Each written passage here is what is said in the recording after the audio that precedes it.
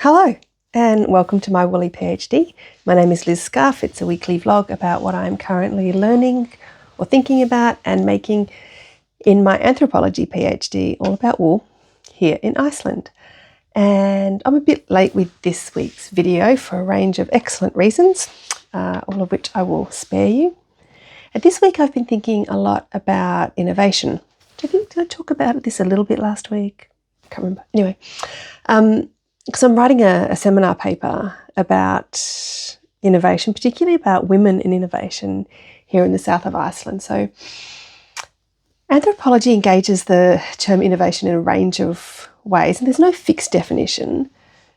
But for the time being, I'm just thinking about it as sort of doing something new, but new in your own life world, not necessarily new in the whole world. Like you don't have to be the first person to have done it for it to be innovative, right? So you can import an idea or a way of doing things that maybe isn't new in another country or another culture. You can bring it into your own, and that's still innovating, right? Because it's kind of new. Because one way to think about innovation, this is, I think, really that I've been kind of observing and learning about here, is innovation is something that puts you at risk of social ridicule. So of being laughed at by others, right, or judged in some way. This, of course, is completely culturally dependent, right? What those cultural norms are relative to doing things how they've already been done or doing things differently, and therefore what's considered deviant, basically, right? Because social ridicule is usually triggered by, let's say, what we call deviant behaviour, so behaviour that's not the cultural norms. But so if you're in a highly innovative culture, not innovating would be the deviant behaviour, and that would put you at risk of social judgments or outsider treatment. Right. But I've been so impressed, so inspired actually, by how here in South Iceland, because this is the bit that I don't know about the rest, so I'm not saying South Iceland is different or better. I'm just saying I don't know anything outside of this area, right? But I'm so impressed with how innovative the women are here with wool-based enterprises, right? So there's women running a mini mill here, the first one in Iceland. Someone who does this amazing hand processes these most amazing sheep pelts. Like, I have not seen anything like what she's producing, the ones coming back from the overseas tanning factories. So stunning. There's also like a natural dye studio. Someone else is making these very beautiful, very practical items. They're quite unique. So gorgeous felted outdoor picnic rugs. Oh, now I'm saying you something, you've got to go get one. Little pads to sit on to go hiking. You kind of roll them up and they've got these little leather straps. Super cute, very Scandi style. When I say beautiful, it's not that they're elaborately decorated. They're just very beautifully finished. And very, very elegant in just a very pared back kind of way. Also, she's making these amazing kind of, I think about them as cocoons, but like kind of, I don't even know how to describe it, like pockets, but for putting babies in the stroller, in a push or a pram. So you can imagine, trying to push a baby around outside in minus whatever degrees, right? You got to have a lot of insulation there. It's amazing. Felted kind of large pocket type things. So cool. Anyway, somebody else has opened up a weaving studio. There's also this very inspiring wool workshop with and it's run by a collective of women. There's a big carding machine, a big dye area, this great workshop space, very welcoming. And all of this in a very small geographical region, actually.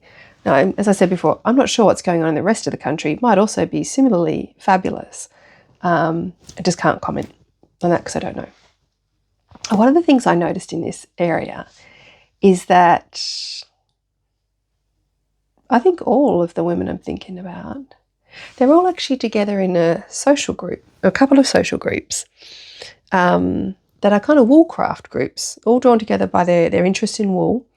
And they get a lot of support and encouragement in these groups to start these enterprises and to learn new things about wool, and learn new skills. So these groups are forming a kind of a buffering subculture when it comes to innovation, right? So because they encourage and support each other to innovate, learn new things, create new enterprises, the risk of social ridicule for doing those kinds of things within this group is very low.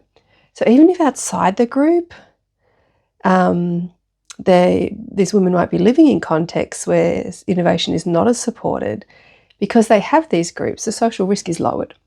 It makes it easier to kind of do it, right? Because there's some people who are cheering you on and thinking, yeah, it's a great idea and you can test it out and whatever else. And this is not a groundbreaking kind of discovery by any means, right? The importance of informal social networks for women innovators is already, quite known, but it's not particularly well documented, and certainly not for rural women. So it's interesting. You're thinking it'd be a great project to document a lot of these enterprises and how they all kind of have some kind of roots or support in these social groups. I'm not sure if I'll do that or not, but I think it's a great idea. This also got me thinking about this book I read many years ago, which I do recommend. Actually, not anthropology, more kind of psychology, I think. It's called The Confidence Code by Claire Shipman and Caddy Kay. And it's about women and confidence. And one of the things that stuck with me was, because it's all very kind of the science of self-confidence or something. So it's very grounded in research. One of the things they found is that women are much more confident when they do things together with other women than if they try to do things on their own. This might be the same for men. It seems like a no-brainer, but I'm a woman. I have no idea what works for men. But the book is not about men, so I don't think they comment on this. So, if you're a woman with great ideas, but you're not doing them much, it could be worth looking at your social networks. Do you have enough? And are they the kind of subculture that supports innovation and doing, quirky, deviant things, socially deviant? Anyway, but it made me think also, I never even thought about what my friends would think about me starting a PhD at 49 years old, right? Because their encouragement just would never have been in question. It was really interesting. It made me kind of think about that. And I thought, I never even thought about what other people would think. And yeah, what a privilege that was actually to not kind of, for that to not be something that was even a question about whether I would do it. Anyway, slightly different to innovation in some ways, but it's still that thing of doing something a little different. Because it's not as common to do PhDs later in life, becoming more common. Very interesting. Highly recommend it, must say. Anyway, that's what I've been thinking about. I've been thinking about a whole bunch of other things with it, but because it's all going into a paper, I can't put it all here yet. What have I been making? Did you notice? I have almost finished this Esenia cardigan, still don't know how to say it, by Anna Sjosvad. Still don't know how to say her last name. Sorry. So I have blocked, let's see if I can show you. It's a good length, I'm happy with that. And it's got this lovely, I don't know if you can look at my hard yakka work trousers on with it. Not a great pairing, but it's got this cool little worsted, I think it is, thing going up the back. And this beautiful little pattern of lace eyelets and tiny little they crisscross over cables, that's the one. And using ribbing or stockinette. Oh no, not stockinette. Pearls and anyway, it's lovely. This is the one that took me several hours, if you've been watching along. That took me several hours to work out how you're supposed to start it. I don't think it's particularly well written. This still needs a button band, right? So there's no, I'll show you there's no ribbing here yet. It still needs a button band, but I wanted to block it because I think it's actually a bit small for me. I wanted to block it and just check how much do I need to put in here, because you do put some knit stitching in here, then you do the button band. So I'm thinking I'm going to do 2 inches on either side. I hardly ever do up cardigans anyway, but I think that'll just make it a better fit. I am quite happy with it. This is a really special yarn. So it's called Alba. It's from the Uist Mill in Outer Hebrides of Scotland. It's a bit of a limited edition thing. I think they're doing it every couple of years. Maybe they've only done it twice though. And it's a mix of primitive breeds from in Scotland, the Layan, which I don't even know what that is, the Soe and the Manx Lochtan. The Manx Lochtan is the one that's got the 4 horns, the big ones here, and ones here look like some kind of devil beast. So cute. Anyway, if you want to get your hands on some of this, I'd say follow them on Instagram. Maybe in 2027 they'll do it again. But it's lovely, and it's really, I didn't bring the other ball with me. It's really squishy because I'm guessing this is a woolen spun. So really good for textured work. It is full, I have to say, of really tiny, prickly stuff from the moors of Scotland. I'm going to be pulling out little prickles for years to come. But I don't care, I love it. Anyway, that's that one. And I have now committed the next 2 weeks to a serious swatching project. I know we're all shocked by this. For another cardigan. I haven't picked a design yet, and I thought I might actually design it myself. But we'll see about that, how I go at the end of the 2 weeks swatching. So I have started the swatch, which I will show you in a moment. But I first wanted to show you this beautiful colour scheme I'm working with. All right. You know something's coming because you can hear it in the tone of my voice. Looks lovely. Looks so lovely. When you first see this, do you see Jamaican flag? I didn't see this. In hindsight, it seems like a no-brainer. But when I was looking at it like this, I was like, this is beautiful. This is going to be lovely. So then I start knitting it up. I thought I'll start with a two-tone colour rib thing. So I start this ribbing, and then as soon as I add the green row in, I'm like, oh, it's the Jamaican flag.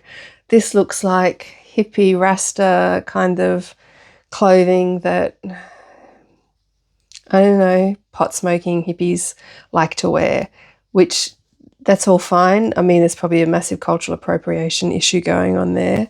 But either way, it's not the look I was going for. So the swatching is working already to show me, that's something I didn't know about these colours when I looked at them like that. So I'm going to probably drop the greens out and not have any greens. So then I just started this.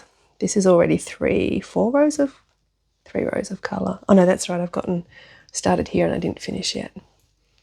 These 4 rows. But I think it's going to be lovely. Anyway, it is, did I just drop a stitch? To pick that up later. So I'm going to drop the green out. Oh, and the base colour is like a really, really dark. I think it might be a black.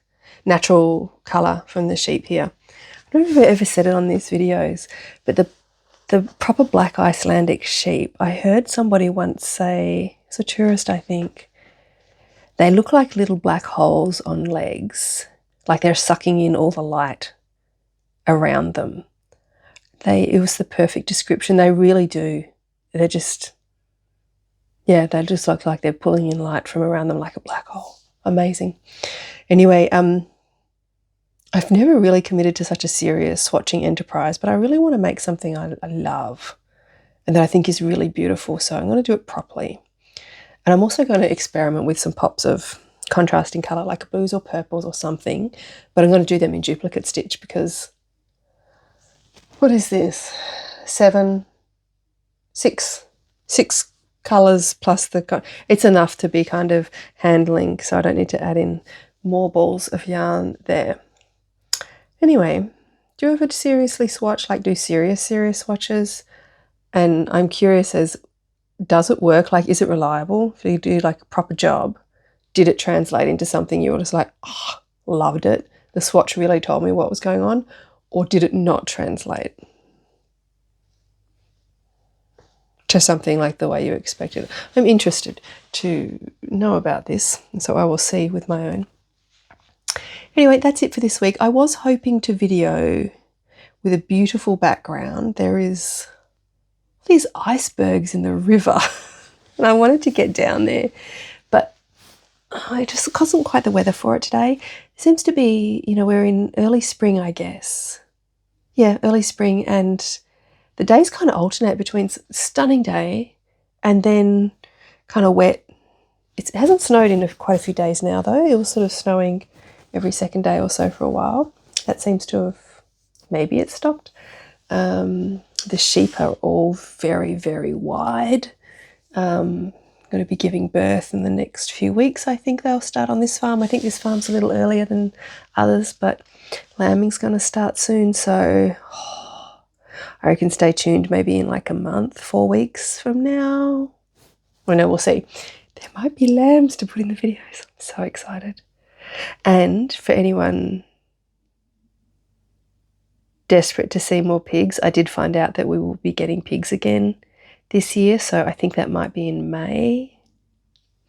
So the pigs we would have had on the videos so far would have already been a few months old. These will be baby pigs. Oh my God.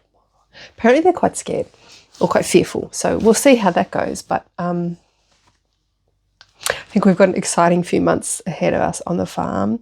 We have got baby chickens. I could show you those if I get us down to the barn next week. So we hatched, there was just a bunch of eggs hatching in the incubator here. We got to see them just like come straight out of the egg. Oh my God, so cute, so weird. Anyway, so lots of little baby chickens. They grow very fast, so they're not babies for long, so I better do it next week or not at all. But yeah, lots happening on the farm, and well, no, it's quiet, but it's starting to build. It gets very quiet over winter. Okay, that's enough. I'm waffling now. Thanks for watching, and I'll see you next week.